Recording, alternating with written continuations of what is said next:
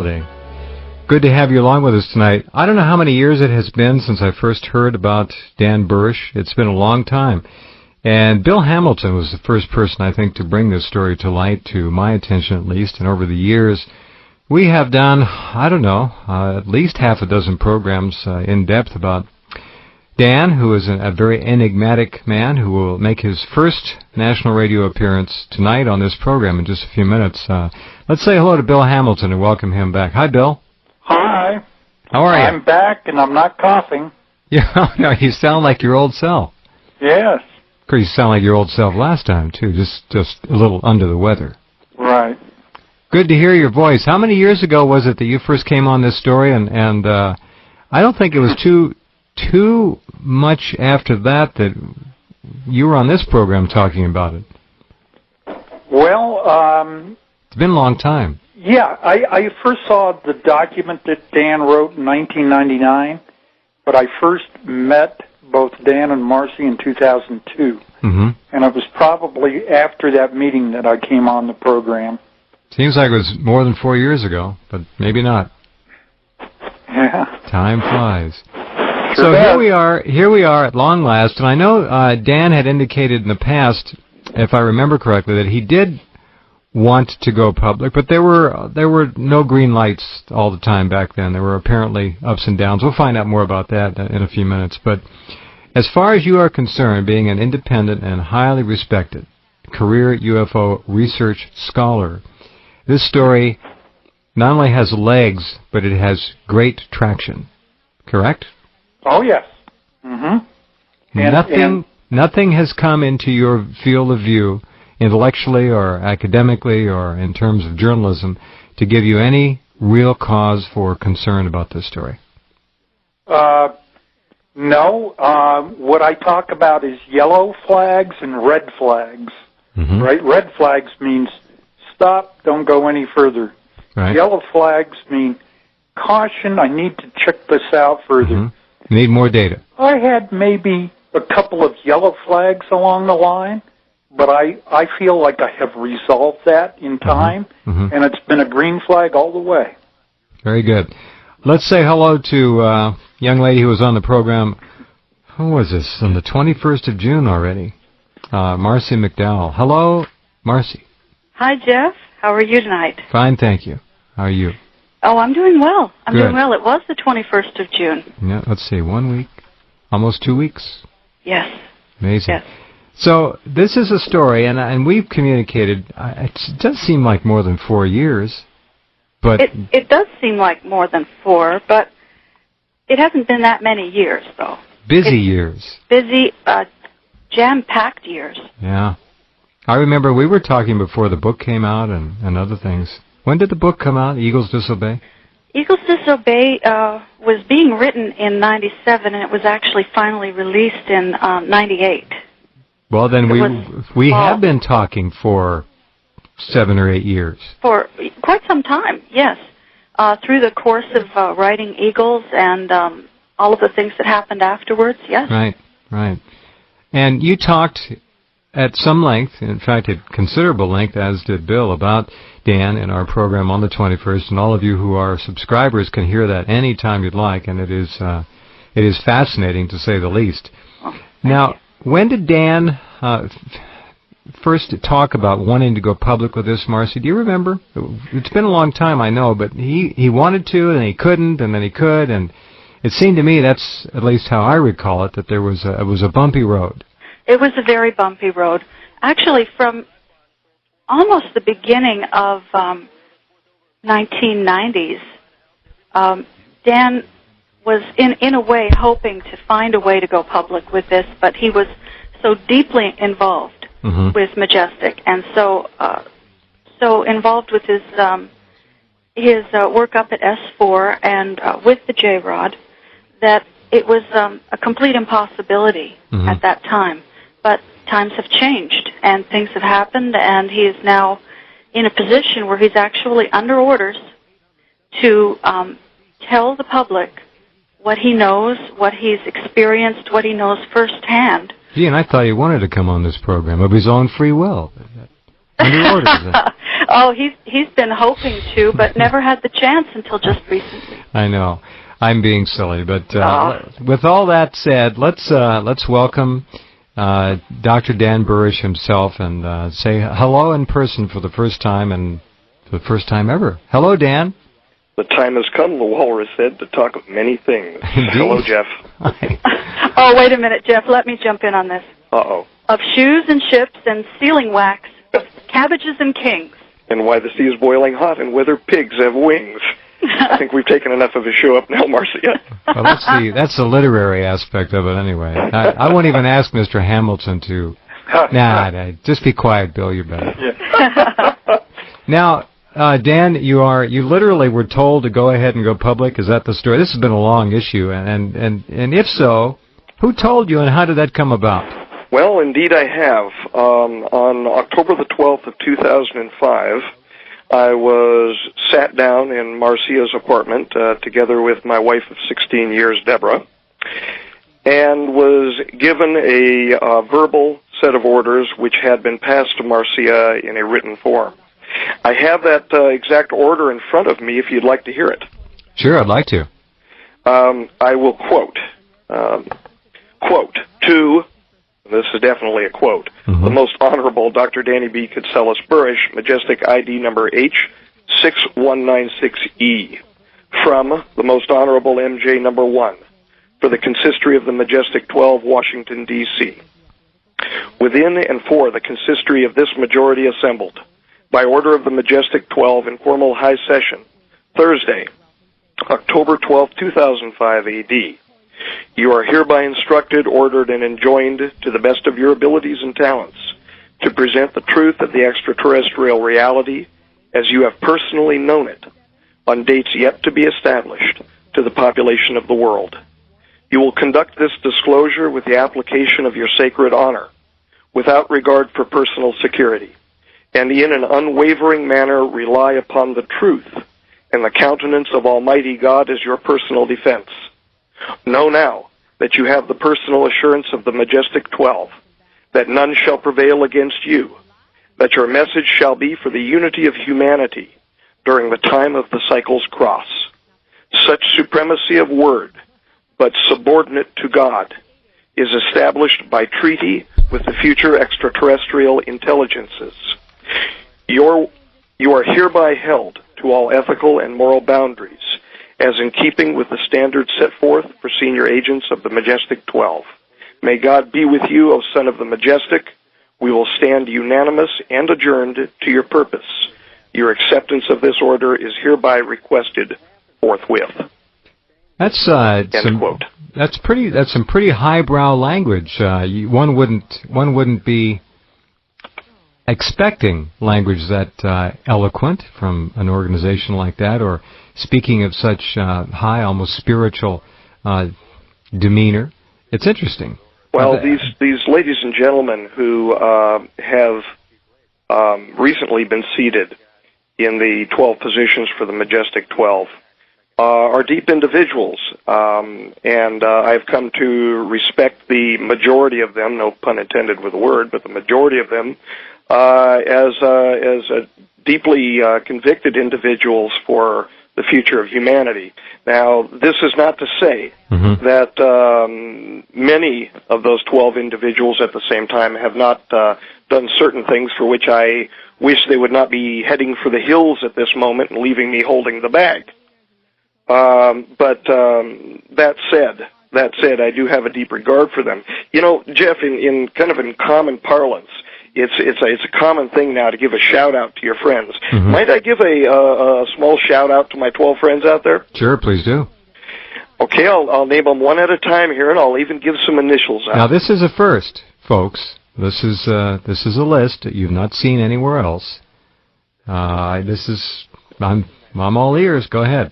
To the Honorable MJ number 1, Daddy-O, JMM, go ahead and deny me, and we'll have some espresso afterward.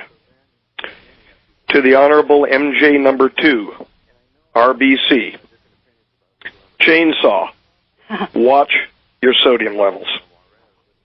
To the Honorable former MJ number 3, This was last occupied as the seat was vacated. I can't give your nickname over the radio, but your initials are PG, and I'm glad you're no longer seated in your position. Well, let me ask you to hold right there. Yes, sir. Interesting. Watch your sodium levels. Indeed. Words to live by. Hold on, we'll be right back in this historic program tonight, hearing some things that have never been heard before, and we'll do that in just a minute. Okay, Dan, go ahead and say hello to your friends. Well, super, and again, the honor is mine. To the Honorable MJ4, Bobby Ray, I hope you get your magic wand back one of these days. To the Honorable MJ number 5, Henry, it's not too late to still get down on your knees and pray. To the Honorable MJ number 6, ZB, drop me a line and let me know whether or not that was really Tom up in the gallery with you, would you please? To the Honorable MJ number 7, the CJCS was a long haul for you. You're retired. Relax. You deserve it, RBM. To the Honorable MJ number 8, another man that can relax. The MOD will go on just fine, KT. Enjoy the rest of your time. To the Most Honorable MJ number 9, Cat CT, please say hi to the Right Honorable Baroness for me. And whatever you do, don't ever go back on, I'm a celebrity, get me out of here again. To the Honorable MJ number 10, last occupied by AG, say hi to Andrea for me, if you please. And finally, to the Honorable MJs number 11 and 12, HEV and EMK, for government scientists, you guys aren't half bad. God bless you and good luck. Thanks, Jeff. You're welcome. All right, message delivered. Now, what I'd like to do, Dan, and I think our longtime listeners understand much of the story, I'd like to jump right in to your experiences at S4 with the J-Rod, or the EBE, or whatever you want to call him, and yes, sir. We'll call him an ET. I think that's the most understandable handle to put on this. If you would, just go right ahead and let's take it right from there and move through. Well, you were up there on assignment, and how was the first meeting arranged, and what was it like? Well, the first meeting was arranged well prior to my actually going into the S4 facility. I engaged in a few-year training period prior to that. Specifically for this kind of assignment? Oh, absolutely. And in fact, this even arranged earlier. Not that I can get into the SUNY issue too much, but it even arranged as early as SUNY, with whom I was assigned. I was assigned the head of my dissertation committee. Marcia, stop me if I have to. But the head of my we're going to have to be careful on that. Okay, the head of my dissertation committee, in fact, is an expert on glycoproteins. And the glycoproteins became a central focus in our research with the J-Rod. You might want to explain what a glycoprotein is, Dan. Okay, if you want me to. We don't want to get too scientific. Well, right, that's what I'm concerned about. Well, a glycoprotein is basically a protein hooked to a carbohydrate. Okay, which is apparently one of the key biological building blocks of what you're going to be involved with. Well, absolutely, and a specific type of these glycoproteins are called antifreeze glycoproteins. And they're involved in a highly technical process which is called thermal hysteresis. It's a way of preventing bodily tissues from becoming frozen under cold temperatures. This was naturally developed in the skin of the J-Rod. And as time went by and as the illnesses proceeded in the J-Rods, they were less and less able to generate these antifreeze glycoproteins in their skin to protect them from freezing. So as their illness progressed, the less antifreeze glycoproteins in their skin allowed them to succumb to hypothermia. And that was one of the major problems. We basically encountered three separate problems. How many of you said there? How many were there?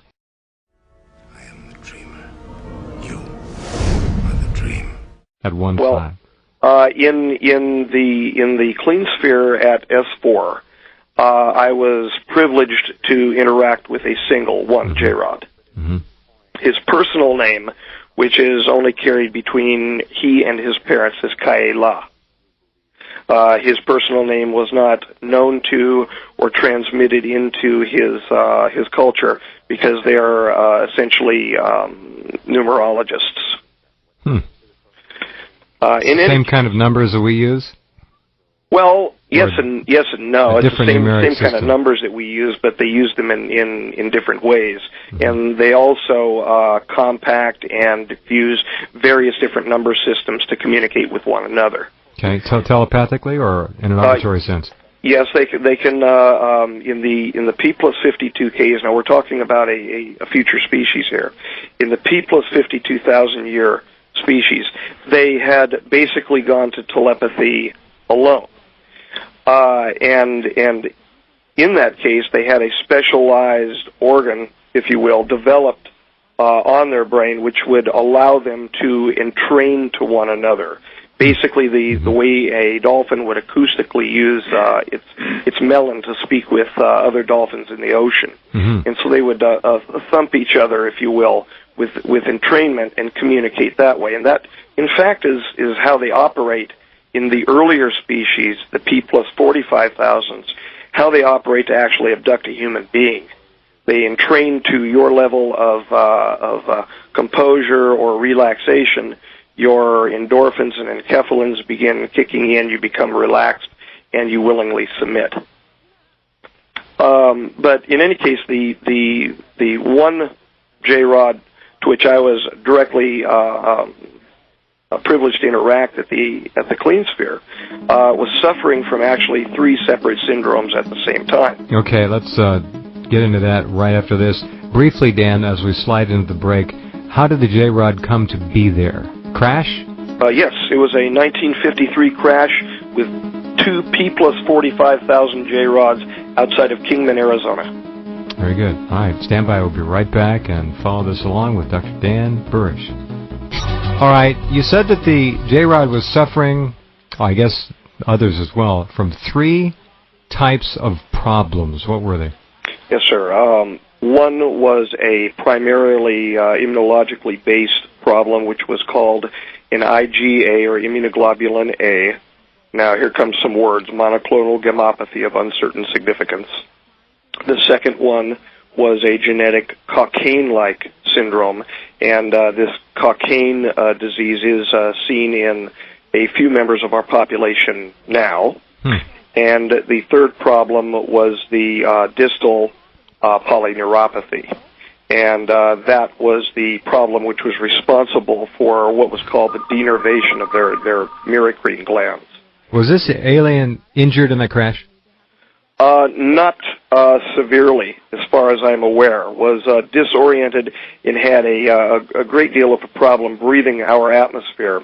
The J-Rod was traveling with 2 members from an earlier timeline, from 7,000 years earlier, and he was basically mixed in with this group in order to gain intelligence over the group. He was a spy, for lack of a better term. The more things change, the more they stay the same. Indeed. One of the extraterrestrials, as I understand it, was killed upon impact or very shortly thereafter. The other J-Rod, the P plus 45,000, was taken to Los Alamos facility, where he ultimately came across a man named Bill Uhouse, or where Bill Uhouse came across him. I've heard a little bit of this. I'm sorry? I've heard a little bit about that. This J-Rod was able to speak in our atmosphere and to operate for moderate amounts of time in our standard temperature and pressure. During the time, I should actually digress a bit here, during the time between the P plus 45,000 J-Rods, the one which are known as the abductors or the hive mentality folks, the ones that basically want to justify their own history for themselves, for their own vanity, who look at us as nothing more than experiments. Between that time and between the time of the P plus 52,000s, we're gradually coming back to more of a balanced sense of the universe, even though they're still basically utilitarianists numerologists. Dan, these years, 52,000s and so forth, are those geared to our current time forward, or is it based on another time paradigm? All right. Yes, that would be considered a linear vector forward. Yes. Got it. During that time, they gradually moved from audible communications to telepathy only. What happened is, as they evolved, their species continued to evolve. Their subspecies of human did, and there was a further change in the cerebellar area and the cerebral area of their brain, an area called the superior frontal gyrus, bisected, and it kind of rolled back around the back of their brain. From their audiosensory to their visuosensory areas, and that allowed them the higher capacity through quick evolution, higher capacity to speak 99 to 100% telepathically. Now, the J-Rod that I met up at S4 had the ability to mimic physical speech, but it was only mimicry. Was he good at it? Well, he hid his laughter well. He would actually laugh. He would bend forward, and I could see his. He hid his laughter. And close. Well, there's an actual story that goes along with the fact that he and I had a communication and a friendship nearly from the first time that I went down on the Clean Sphere's floor below the gallery to the final cessation of our physical relationship in 2003. And that story is that he and I used to privately communicate, and it's very true. From nearly the first time that I entered into the Clean Sphere, which was at the end of 1993, the start of 1994, it depends on whether you take my memory or take the Majestic's records. My memory says end of 93. But from the first time that I entered in there, now we have a series of very in-depth protocols for how we were supposed to contact the J-Rod and how we were supposed to step forward and take samples from him. One of those protocols was upon entry past the gantry into the actual Clean Sphere, and the closing of the door and the pressurizations for our operation inside the Clean Sphere, that I was supposed to step over to the right, and in the Clean Sphere glass there would be projected a teleprompter image of a human being holding his right hand up. I was supposed to step in front of that teleprompter image, hold my right hand up, and whereupon the J-Rod was supposed to understand that I was a friendly human being and not there to hurt him. Meanwhile, he and I were already joking back and forth. Really? He said, "I know you're not going to hurt me." And I said, "No, I'm here to take a sample." And he said, "What is your name?" And I told him what my name was, and he said, "Then you're the one I remember." And we got on very well. Did your superiors, I guess I could call them that, did your superiors know this kind of communication was going on at that time? Did you keep it quiet? They knew, and I kept as much of it quiet as what I could. Was this a male or a female? Did they have? Male. All right. Was he a prisoner of war or a prisoner otherwise? Yes.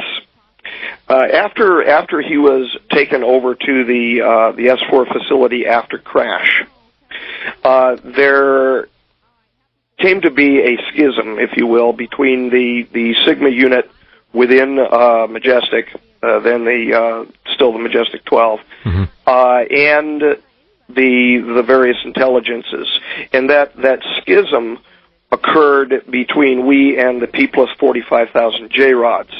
We believing that he was a P plus 45,000 J-Rod because that's how he was billed when he was coming here, was then placed under lockdown, and that is actually the origin from whence he began calling himself captive. Were these ETs viewed as threatening visitors to the planet by other elements of the government, not necessarily MJ-12, but the military? Yes. Were they reviewed as a threat? Oh, yes. All right. Absolutely. And the military still regards them as a threat. Was he on a scout craft or a primary? Well, no. This was a diplomatic exchange vehicle. Oh. They were here for information exchange, and the primary mission that they were here for was actually fulfilled between Mr. Uhouse and the J-Rod over at Los Alamos. That had to do with the back engineering or alien reproduction vehicles. Very good. All right, stand by if you would, Dan. We'll pause and come right back. Yes. Dr. Dan Burisch, scientist and a man who worked with an ET at Area 51 at S4. All right, let's go back to the story, Dan. Go right ahead. Okay. I should indicate that I think we left hanging there. Excuse me, I didn't mean to interrupt, but people were saying samples to me in email. What about samples? So we're going to go back to that in just a minute. Okay. And what I'd like to indicate is the difficulty that we were facing involving the three associated pathologies involving this J-Rod.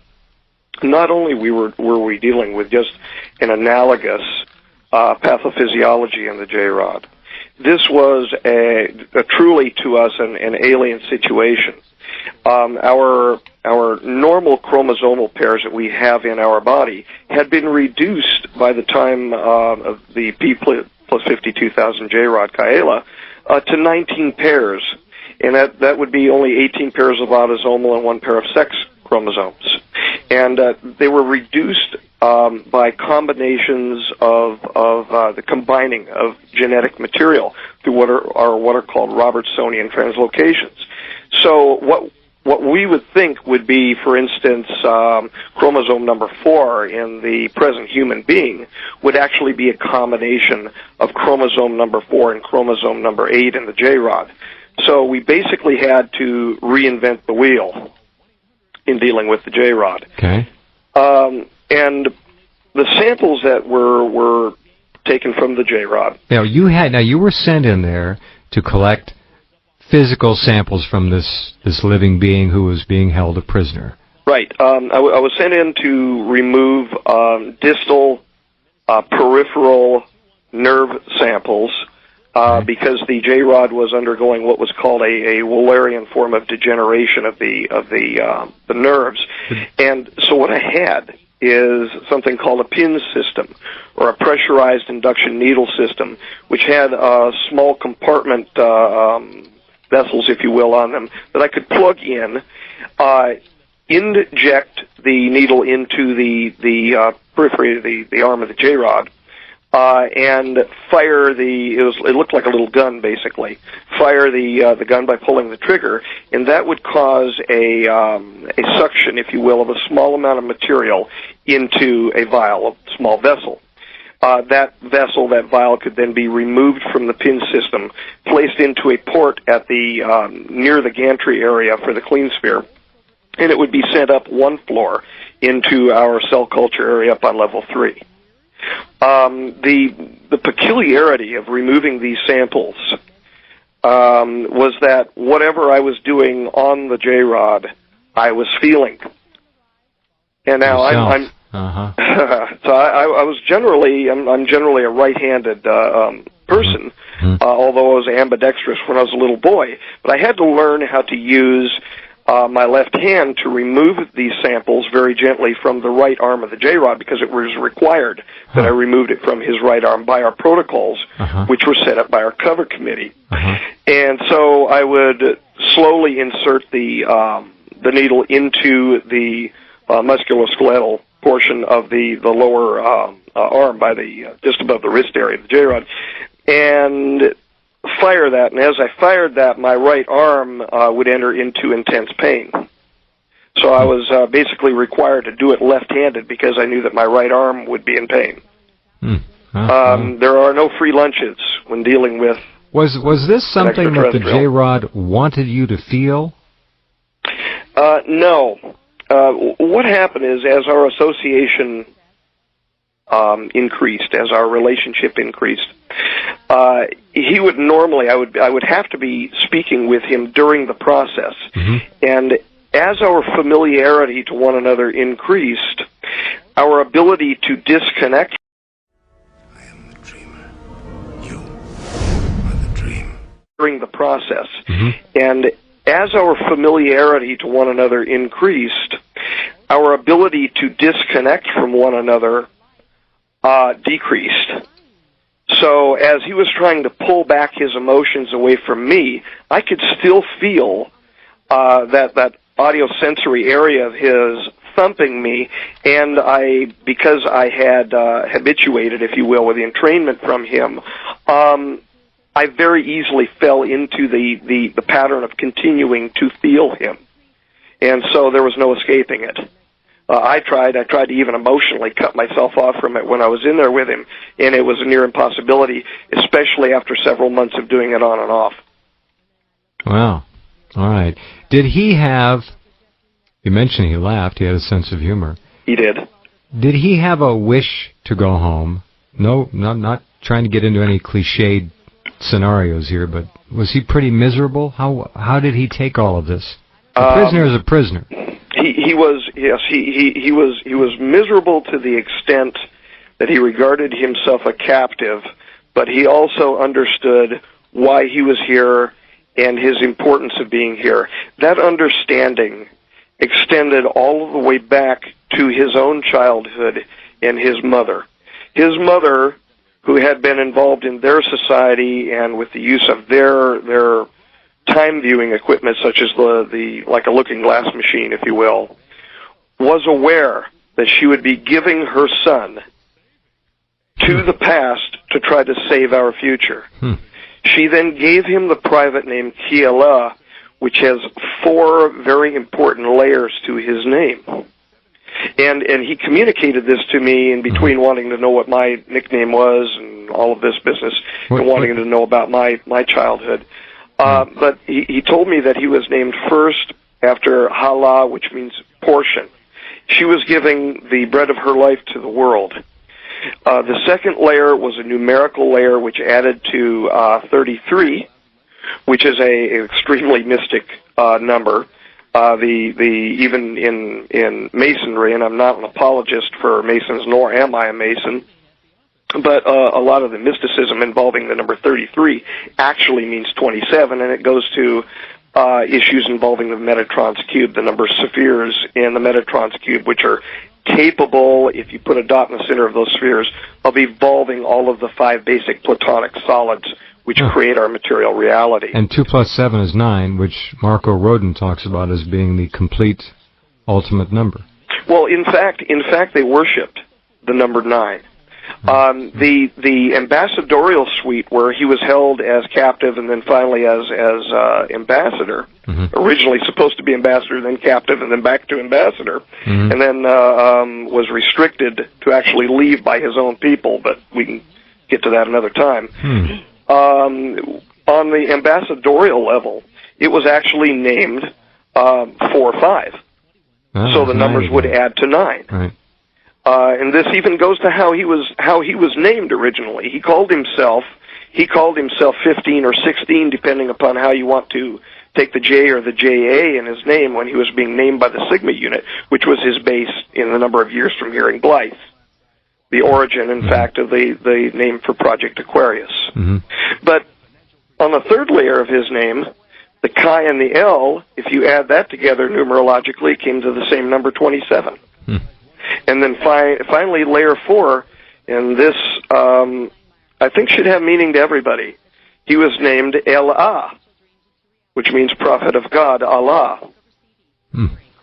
What did he look like, Dan? Well, he was... How tall? I'm sorry? How tall? If he was fully standing, he would be right between 0.9 to 1.1 meters tall.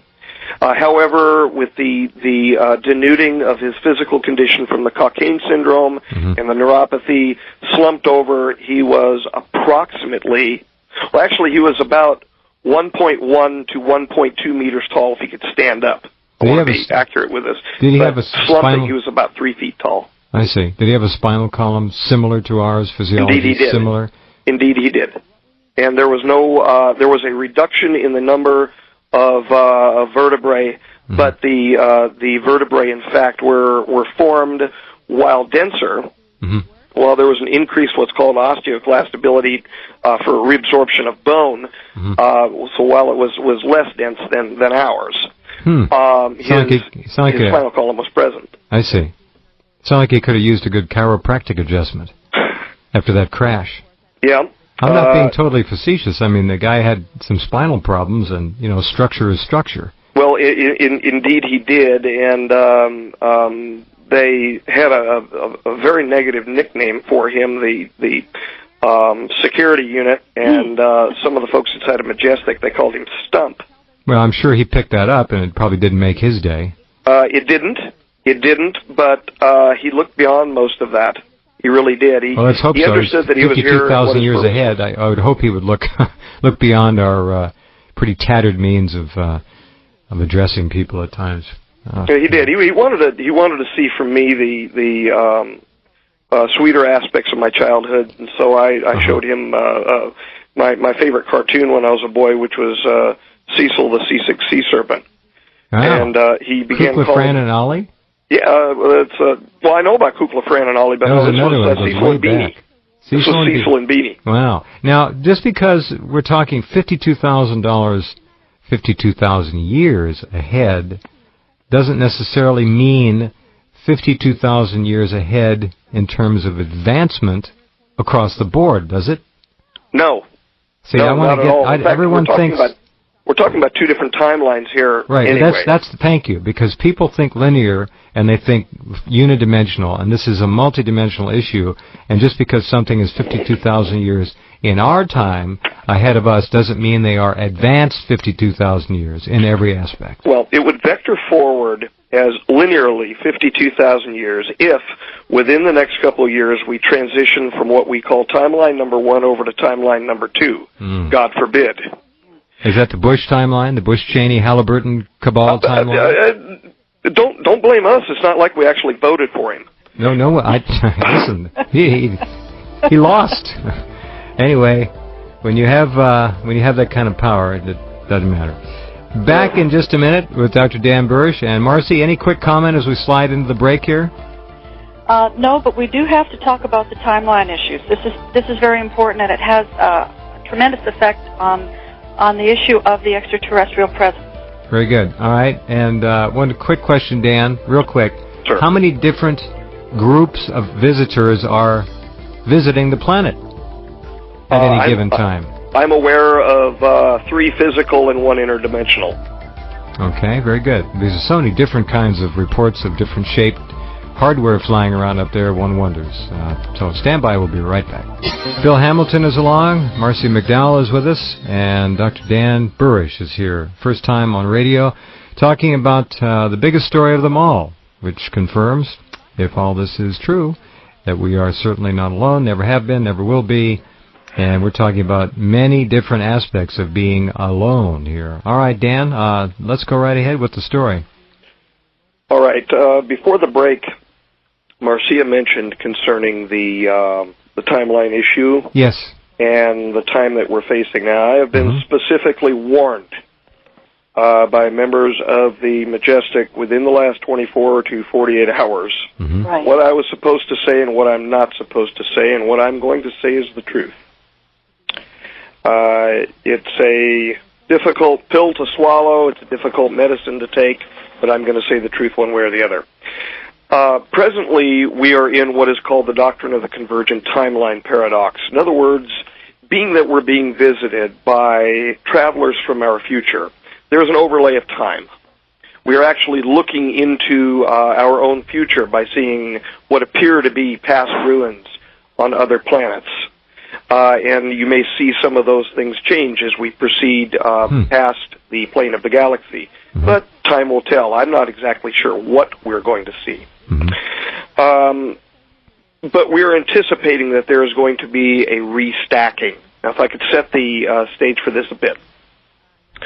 There are 3 prevailing theories out there involving what's called superpositioning, where one reality can be overlaid upon another. One, called the Copenhagen approach, says that everything is in a fuzz, a flux, until it is measured. And then when it's measured, it's fixed, and then we see it as being a physical fixed object. And I think that's arrogant. Yes.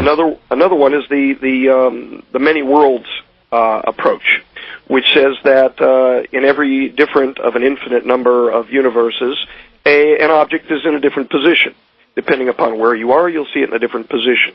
And then, of course, we have, finally, Mr. Penrose's interpretation indicating that it falls into a position where least energy would be used. As we proceed into this time, a time that I think is going to be a great renaissance for the human culture, with a codicil that I'm going to come to in a moment, I think that we're facing a readjustment in our reality along the lines of a principle called the Le Chatelier principle, which says that there would be a system which is at equilibrium, which is perturbed out of equilibrium, then moves to relieve its stress. So there's going to be some changes over the next some years. Kind of like an earthquake fault under pressure. Kind of like a galactic earthquake fault, yes. Now, the J-Rods that have come to us, they're a bit out of phase, if you will. They appear a bit different. They appear a little bit ghost-like. They're from a time other than our own. They appear adjusted out of phase. And so we can feel immediately with them that they don't belong. That's one of the three species that are visiting the planet? That would be the P plus 52,000 is the one that I have the greatest experience with. Would that be anything like what we know as grays? The contemporary gray, the majority of the human grays, so to speak, J-Rod interaction, would be the P plus 45,000s. Okay. The ones that care very little about us and are doing their own longitudinal research study to try to take care of their genetic problems. Okay. Dan? Go ahead, Marcy. That actually speaks to the issue of why the MIB feels so wrong. Indeed. There's a certain wrongness that it just goes right to your core. It just shakes you right up when you're actually in the presence of an MIB. And who are these MIBs, Marcy? If you can do that real quickly without losing your train of thought here. Well, they are essentially a rogue element of the extraterrestrial intelligences, the groups that we've ended up calling rogues. ET intelligences. They look like swarthy Middle Easterners in many cases. They're P plus 45,000 rogues wearing a human skin. They're sort of wearing people. In other words, they've adopted that configuration, but it's a sham. It's a sham, and they are most certainly enemies. And you can feel it. You can feel the certain out of syncness. It's almost a dead giveaway that you're in the presence of one of the extraterrestrial. Are they interfacing logistically with any element of our so-called government or military? Or are they running their own show? Well, they've been interfacing for years with the operations of Majestic to the point where we actually have treaties with them. And hence the reason for the Committee of the Majority being phased in, okay.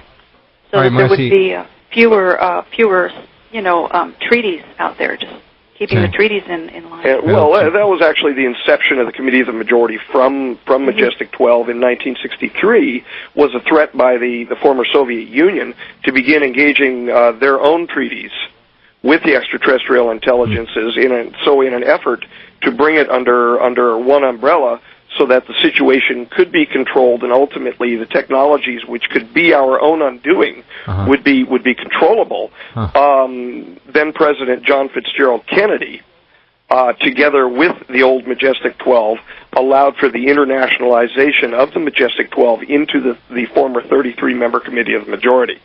And therefore the other countries of the world were brought into the circle involving the treaties with the extraterrestrial intelligences. This was brokered by the former Prime Minister of India, Indira Gandhi. All right. Marcy, go back to your point, if you could.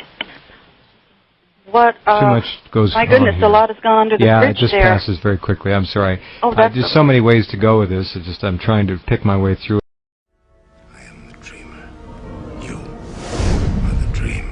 Too much goes on. My goodness, a lot has gone under the bridge there. Yeah, it just passes very quickly. I'm sorry. Oh, that's there's so many ways to go with this. It's just I'm trying to pick my way through it as well. I was just essentially making the point that that out of phased, out of shift feeling that Dan was describing is something that I also have experience with regard to the MIB. As have others on this program who have had knocks on their door, and these MIBs have come to their door. They have felt very much intellectually, emotionally fuzzy, invaded, time lost. Just totally wrong, a wrongness. That. Correct, it's wrong. Well said, yep. Well, either way we go, though, over the next few years, there is, again, a difficult pill to be swallowed here. And the pill is? That pill is that we face either one or another variety of catastrophe to our planet. 2012? Well, it's not a calendrical issue, it's a physical issue. As we proceed through this small 36-year period as part of the precession of the equinoxes up through the plane of our galaxy, we're increasing our presence into energetic areas of the galaxy.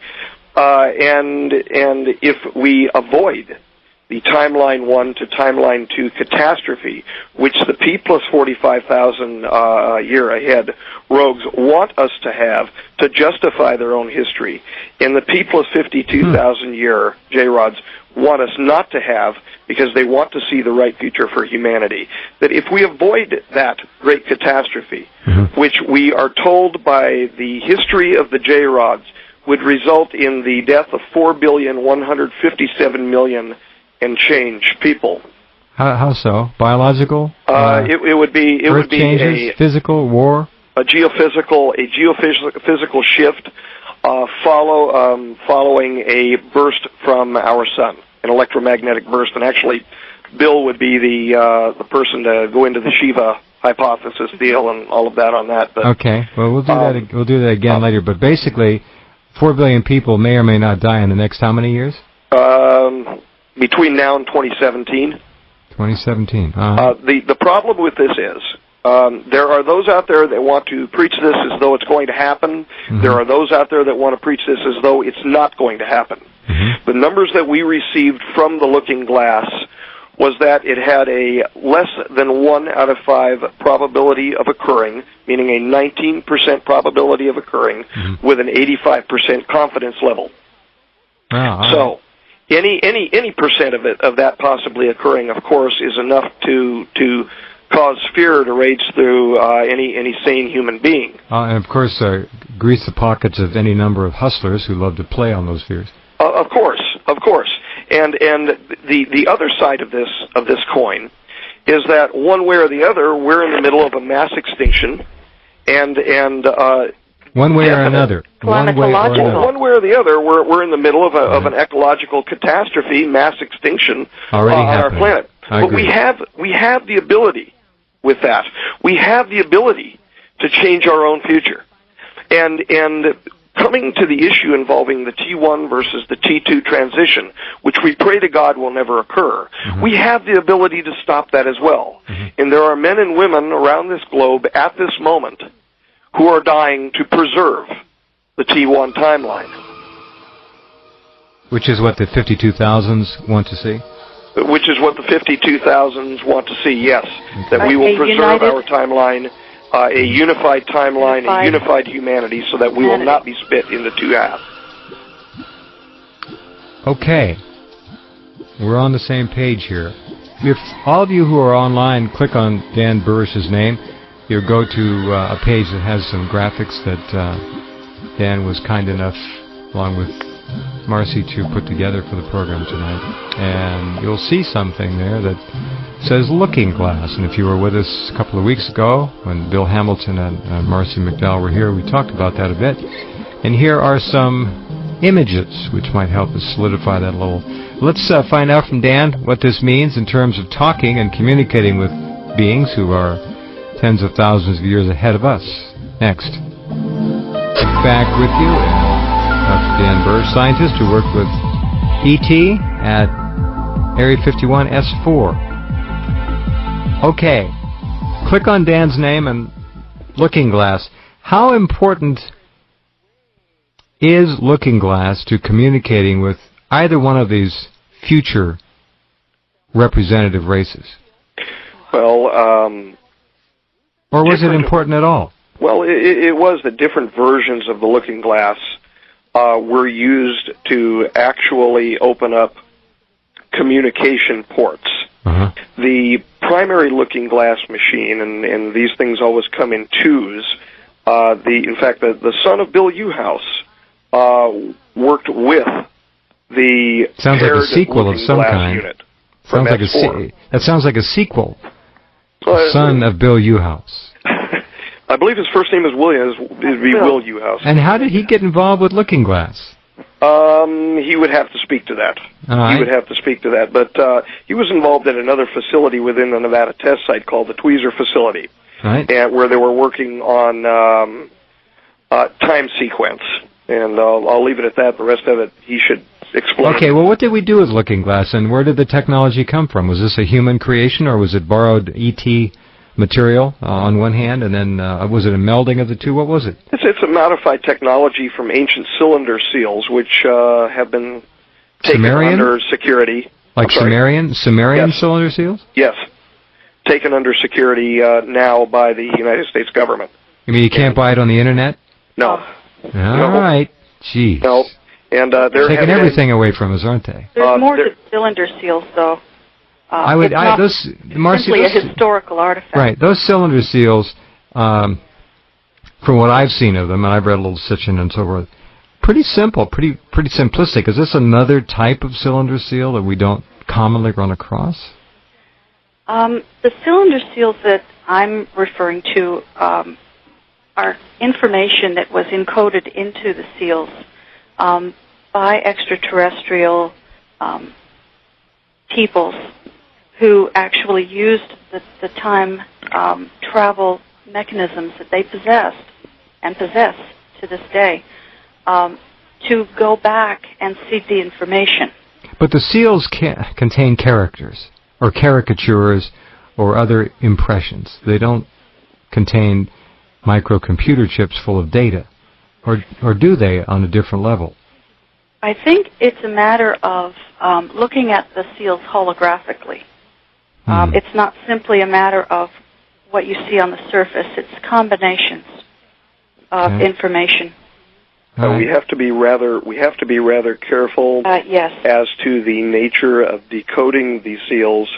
As I mentioned prior to the break, that there are men and women dying around the globe right now to preserve our timeline and also to preserve this information so that it does not spread out to other governments who may want to try this on their own. Mm-hmm. Try their hand at it. Mm-hmm. Being that the history of the J-Rods indicates that our operation of this variety of technology brought an excessive amount of energy into our planet, thus causing the catastrophe of their history.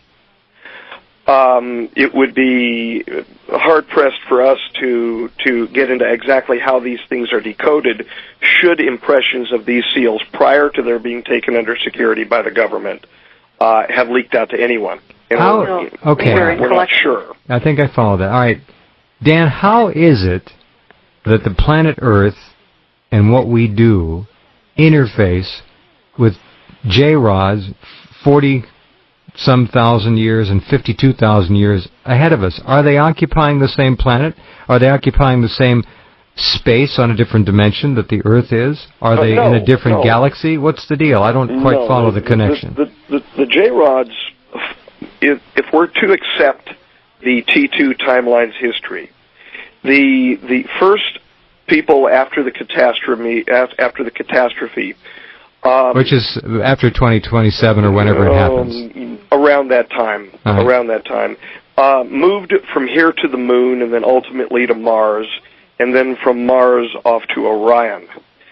These beings stayed on the surface after the catastrophe. They became known as the Orion Talls, or so-called Nordics. And are they here? Excuse me. Are they here now? You got. Well, they've been interacting with us now. Okay, after the catastrophe, 4 billion humans perish. The remaining humans, 3-4 billion, are they the ones that go to the moon? A portion of them, the ones that did not go underground and stay underground. And they are, I assume... The ones that stayed underground are the eventual ones to become the J-Rods. Huh, okay. So that the ones is, again, if we're to assume the T2 timeline, and we should not do that given the statistical evidence. Okay. Those that go to the moon and Mars, I assume, are taken there by technology not commonly available. They don't get on a United Airlines flight and go. That's right. It's technology developed after the catastrophe. Mm-hmm. This is something which does not occur overnight.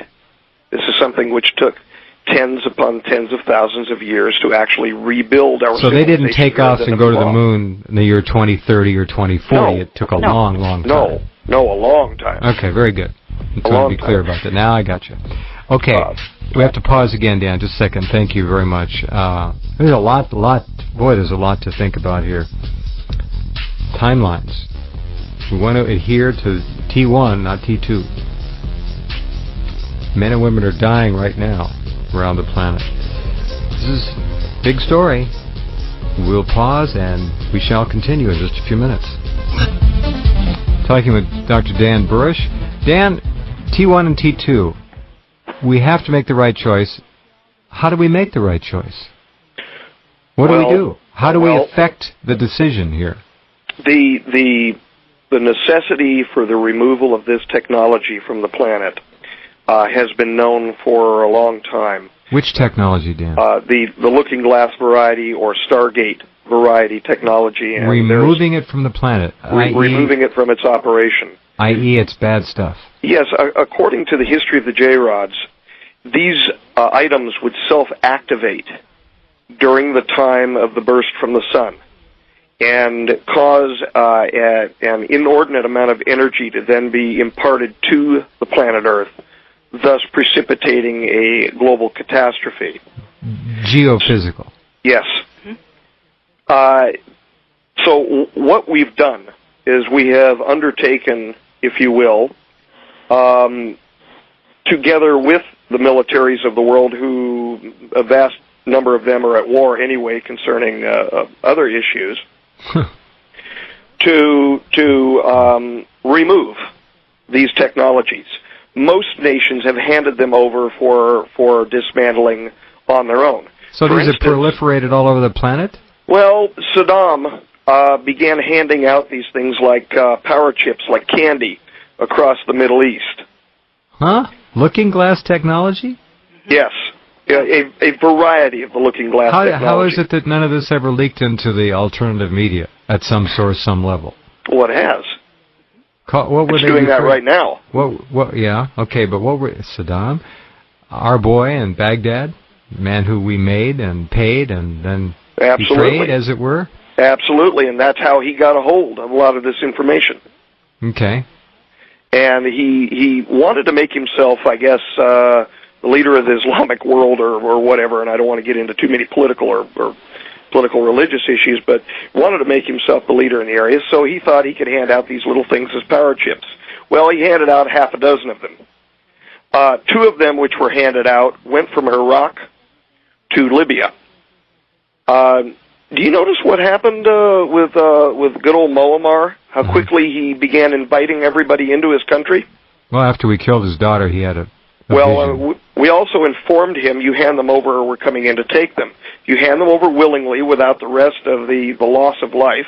We'll make you even richer beyond avarice. What did these He made the wise decision. Right. What did these items look like? How big were they? Are they? 30 feet diameter, approximate 30 feet diameter. If you're looking at the picture up on your own website. And you need two of them. Two of them are required to function to hear. You can see with one, but two are required for any audio whatsoever. And you can't just unplug them. You must destroy them because they are self-activating, you say? Yes. If the argon port, argon is injected into the center of the spinning rings. They would kind of spin like Ferris wheels. And once argon is injected into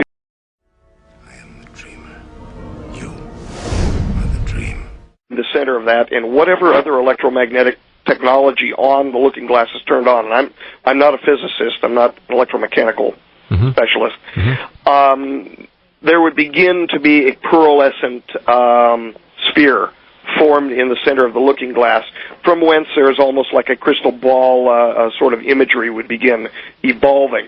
in the center. But if the argon port was maintained on the device, and the device was plugged into its electrical source, it in fact, according to the history of the J-Rods, would turn on its own. Now, I'm not certain whether or not Majestic ran any tests whatsoever to see whether or not it would turn on under various electromagnetic pulses or whatever. I'm not certain of that, but I am certain that they have dismantled the looking glass at S4. I was there during its final operation. And tweezer as well? The tweezer facility has been dismantled. The looking glass technology, which was set up in India, has also been dismantled. I'm also aware that several have been taken down by virtue of military operation in the Middle East. We believe that we have accounted for all of them at this time. However, we're having to consistently monitor because we do not trust the P+45s. We have to keep vigilant. Absolutely. All right. And if these things are dismantled, we have then broken the time loop, if you will, and we will remain in T1 and then have to face the painful pill of coming into cooperation with our environment. And, we're in a situation, Al Gore, the former vice president, has been going to some lengths, continuing to go to some lengths, to preach the ills of global warming. It's far more than that, as you know. Far more than that. Some suggest that the point of no return came and went in the mid-1980s, and we're on the downslope, and nothing short of a miracle will save us. But everything comes in stages when you're talking about something as dynamic as the biosphere. There are certain things which perhaps have come to the point of no return, and we're evidencing that with the mass extinction under which we're currently, what we're in. Lovely, isn't it? It's sickening. Beyond belief. It's sickening. Go ahead, Dan. But other items concerning the interplay between the atmosphere and the ocean, and even the North Atlantic conveyor system, which is beginning to alter presently, are still within our ability to grasp and to pull our own perturbations away from it, so that we can continue along with a normal biospheric, consequence of the Atlantic conveyor, a nice warm northern hemisphere. But if we do not grab a hold of this, if we continue acting like the big kid on the block, which you know full well the United States is using way too much energy and in far the wrong way for the world, we're going to step up to other levels of points of no return. And as we gradually tick them off, then they will combine to other levels of points of no return. So we have to begin stopping now, or we're going to continue into those points of no return. We're almost left with no recourse in our nation's capital. I don't see any international or multinational corporation doing anything to slow down the rape, pillage, and plunder of the planet. So I guess acting locally and individually is the only way we can start to do something about this. The men and women of Washington are hopeless, helpless, and rather vile as a group. Well, in my philosophy, God hears all prayers, and I think now's the time to issue for unity. Mass consciousness and intent may be what it takes to do it, and it could, from my understanding, indeed work. It's as important and even more powerful than negative visualization. I believe in positive visualization. Very good. I really like that. Okay, we'll take a break and come back and continue our conversation with Dr. Dan Burisch. Dr. Dan Burisch, R.C. McDowell, and the ever-quiet William Hamilton. We'll hear from Bill in just a minute. All right, Dan. Bill's just being politically correct right now. I know, Bill. Now, the number of unidentified flying objects all over the damn planet is enormous. Different shapes, different sizes, different configurations, some of them from our time, some of them from another time, some from a different dimension, probably all the above and then some. We are apparently being visited routinely, regularly, by any number of groups who probably have set up operations here long ago. Underwater, underground, whatever. This planet is anything but how we are told it is. It would seem to me a safe statement to make. Yes? I am aware, and this is all I can really testify to, I am aware of the 3 extraterrestrial intelligences, which are future human lineage intelligences, plus the P+24s, which were the characters that crashed outside of Roswell, New Mexico. That was not an extraterrestrial craft. It was a terrestrial craft, by the way. They were living here already? Yes, they were from 24,000 years in our future on timeline number 2 and jumped back to the 1947 era and crashed. But I'm also aware of one interdimensional intelligence which has, now I say allegedly because I have no direct experience with it, allegedly been interacting with the Majestic. I know very little of it. Who's flying the big triangles? That's U.S. government. Back-engineered stuff or our own? Both.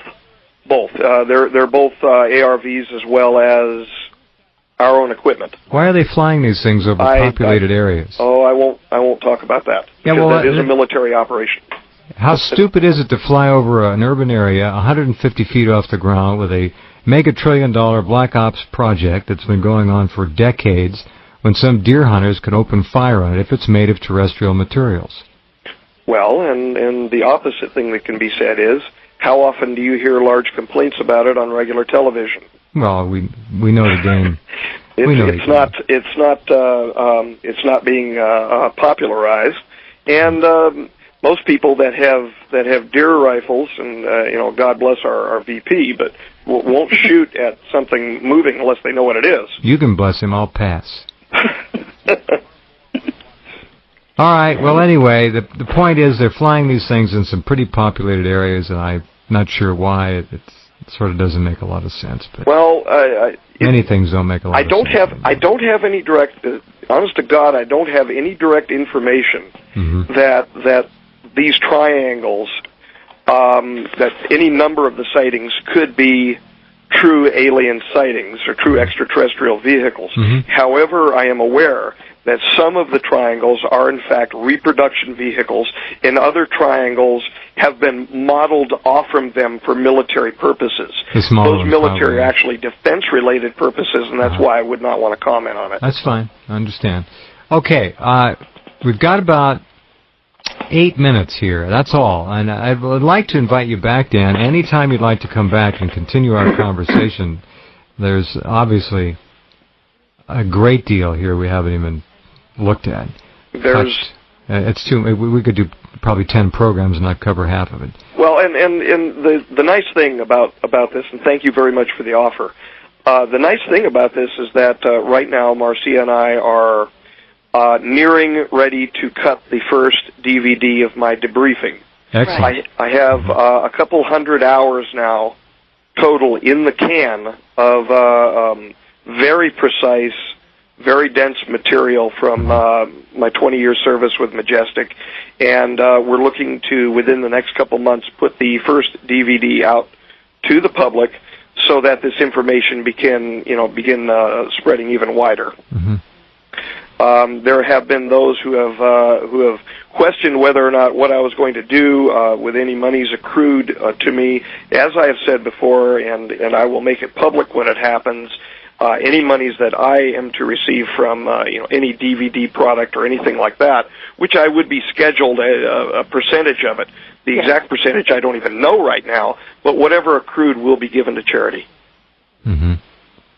What do you want to say? What do you want to cover, mention, point to that we haven't touched on tonight that you think is really important to you? Well, I not so much what we haven't touched on, what we have touched on, that we have the power and we mentioned it just because we were going into the break. We have the power to change our future, change our outlook. Yes, we should be politically active. I hear from a birdie that there will be certain changes in Washington. God bless us if the 22nd Amendment isn't pried with, and I doubt that it will be, that there will be some changes in Washington, D.C., where there will be a little more ecologically, and if necessary, ecologically conscious administration be placed in. And, of course, they're going to play their games, too. I mean, I've never known of an administration that was, a purist or wholly good. No, agreed. Marcy, that includes the 12 that I've worked for. Yeah. Too. If they were the men and women that they should be, they would stand up in the light of day and not hide like cowards. Who do the MJ12 members answer to? Who does MJ12? They are specifically set, or were prior to adjournment, as extra governmental by order of Harry Truman and carried on by executive order, secret executive order from every administration hence. Have they permanently adjourned? This group has permanently adjourned. Okay. There will be another group taking their place, dealing with extraterrestrial matters as we complete this crossing. You know, Dan, I think actually they have to be lauded at one point. I know you have mixed feelings about quite a few of them, but... Well, I have mixed feelings, Marcia, because I've been left to hold, to hang on to this bag and to tell the world that there's good, we've got, a possibility of a renaissance and all of these wonderful things from the energies, but there's also a possibility of a catastrophe. And these folks who have been at the policy end of this don't have enough guts to stand up and say it themselves. But by the same token, I mean, you and I both know that they're taking it on the chin as far as the secrecy issue goes, because by telling you to go forward and to tell the truth about all of this, they know that secrecy that they've been using and they've been counting on for all of these years is pretty much going to be evaporated. And they said, go ahead anyway. It's got to be done for the betterment of the whole human race so that we can move into P1 instead of P2. I understand that the decision was the right decision. I've lived my life, I know you've lived yours this same predominant way, that it's not just the right decision, but it's the reasons behind the right decision, too. That's true. Dr. Bob Wood and Ryan Wood have come across hundreds, maybe thousands of pages of documentation ostensibly pointing toward this MJ12 that go back to the Truman era. Oh, many of them are real. That's what I wanted to ask you. Oh, yeah, many of them are real. I've seen many of the documents, not all of them, but many of the documents that I've observed are real. And my take on it, too. Okay, Bill Hamilton, you got about a minute. Don't scream. You're screaming. Don't scream. Now, go ahead. Go ahead. What can I say in a minute? They had you turned up. See? Now, the guy's a philosopher. We'll talk to you next time, then. See? Sure. No, you've enjoyed this, I'm sure. Bill, I thank you so much for all you've done over the years to try to help bring this story in pieces as much as you could, as much as you were able, to our audience here and then to this program. Thank you, Bill. Thank you, Jeff. I would just like to say to the people listening tonight that we're going to survive. We're going to survive together, and I think that is the important thing. I would ask them to, no matter what philosophy that they come from, no matter what religion they come from, pray, meditate, consider the unity for